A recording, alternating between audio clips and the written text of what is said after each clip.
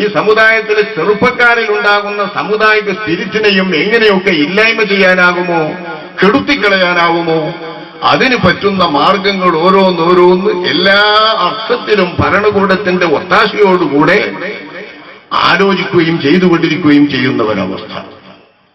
നമ്മുടെ സമുദായത്തിൽ നിന്നുള്ള വിദ്യാസമ്പന്നരായ ചെറുപ്പക്കാർ ഒരൽപ്പം മതസ്പിരിറ്റ് കൂടിയുള്ളവരാണെങ്കിൽ പറയേണ്ട, ശരിയായ ഭക്തിയുള്ള താടി എന്ന് തോന്നിയിട്ട് വല്ല താടി വെച്ചവരാണെങ്കിലോ ഒന്ന് തൊപ്പിയിട്ടവരാണെങ്കിലോ അഞ്ചൊക്കത്ത് നിസ്കരിക്കാൻ വേണ്ടി പോകുന്നവരാണ് ഈ സാക്ഷരരും വിദ്യാസമ്പന്നരുമെങ്കിലോ പിന്നെ ഒരു നിലയിലും പറയേണ്ട, അവരെയൊക്കെ പിടിച്ചു കെട്ടി വർഷങ്ങളോളം ജയിലിലിട്ടടക്കുന്ന വളരെ ദുഃഖകരമായ അവസ്ഥകൾ ഇപ്പോ മെല്ലെ പുറത്തു വരുന്നേ ഉള്ളൂ.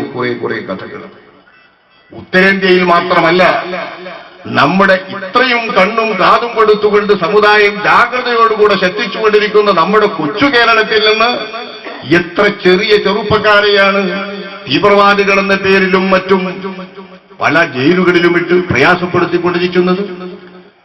നമ്മുടെ കേരളത്തിൽ തന്നെ പലയിടങ്ങളിലും മനുഷ്യാവകാശ സംഘടനകളും പ്രത്യേകമായി സംഘടിച്ചിട്ടുള്ള മനുഷ്യ സ്നേഹികളുമൊക്കെ ഇക്കാര്യം ഓരോന്നിങ്ങനെ വെളിപ്പെടുത്തിക്കൊണ്ടിരിക്കുകയാണ്. എത്ര പാവങ്ങളാണ് പ്രയാസപ്പെട്ട് കഴിയുന്നത്.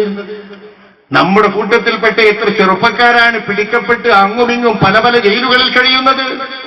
ഏതെങ്കിലും ഒരിടത്ത് മാത്രമല്ല, കർണാടകയിലും ഗുജറാത്തിലും മാത്രമല്ല, ബോംബെയിലും ബാംഗ്ലൂരിലും മാത്രമല്ല, മുസ്ലിമീങ്ങൾ ഒന്നിച്ചു വസിക്കുന്ന ഇടങ്ങളിൽ നിന്നെല്ലാം ഏതെങ്കിലും തരത്തിലുള്ള ഭക്തിയോ ആവേശമോ കണ്ടോ എന്തെങ്കിലും തരത്തിലുള്ള റിപ്പോർട്ടുകളോ കണ്ട് അത്യാവശ്യം നല്ല മുസ്ലിമാണെന്ന് തോന്നിയാൽ എല്ലാവരും അങ്ങനെയെന്ന് പറയുന്നില്ല. കുറ്റക്കാരും കാണും, മോശം ചിന്തക്കാരും കാണും, രാത്രിയിൽ ഒളിഞ്ഞു തന്നെ യോഗം കൂടുന്നവരൊക്കെ കാണും. ഇതൊക്കെയാണ് നമ്മുടെ നാട്ടിലെ പ്രശ്നങ്ങൾ.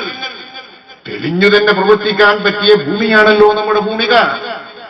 തെളിഞ്ഞു തന്നെ യോഗം കൂടാൻ പറ്റുന്ന നിയമമാണല്ലോ നമ്മുടെ നിയമം. എല്ലാവരും കിടന്നുറങ്ങിയതിനു ശേഷം കൂരിട്ടിട്ട് അന്തിക്കാണ് യോഗം. സംശയിക്കണം നമ്മൾ.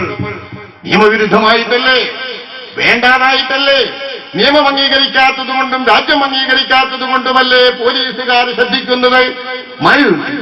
ജനങ്ങൾ ശ്രദ്ധിക്കുന്നതിൽ നിന്ന് മാറി നിന്ന് എല്ലാവരും ഗാഠനിദ്രയിലാകുമ്പോൾ നമ്മൾ യോഗം കൂടുന്നത്. അത്തരം യോഗങ്ങളൊക്കെ നമ്മൾ ശ്രദ്ധിക്കണം. ആ തരത്തിലുള്ള പ്രവർത്തനങ്ങളൊക്കെ നമ്മുടെ ഭാഗത്ത് വരുന്നതും മറ്റുള്ളവരിൽ വരുന്നതും ശ്രദ്ധിക്കണം. ഞാൻ കുറവ് പറയല്ല. പക്ഷെ ഇതിനെ ചൊല്ലി ഇതിന്റെ അടിസ്ഥാനത്തിൽ പലരും പലതരത്തിലുള്ള കളികൾ കളിക്കുന്നുണ്ട്, വാരിക്കൂട്ടുന്നുണ്ട്. നമ്മുടെ സമുദായത്തിലെ അംഗങ്ങളെ ജയിലിലേക്ക് നിഷ്ഫലമായി വളരെ മോശപ്പെട്ട രീതിയിൽ തന്നെ മനുഷ്യാവകാശം എല്ലാം നിഷേധിച്ചുകൊണ്ട് വിചാരണ തടവുകാരനായിട്ടൊക്കെയല്ലേ കിടക്കുന്ന എത്ര കാലം. നമുക്കെന്നെ അറിഞ്ഞൂടെ. ഇപ്പൊ എല്ലാവരും കേരളത്തിൽ മുഖ്യമന്ത്രി മുതൽ പ്രതിപക്ഷ നേതാവടക്കം എല്ലാ രാഷ്ട്രീയക്കാരും പറയുന്നുണ്ടല്ലോ നമ്മുടെ പാവം മഅദനിയുടെ കാര്യം.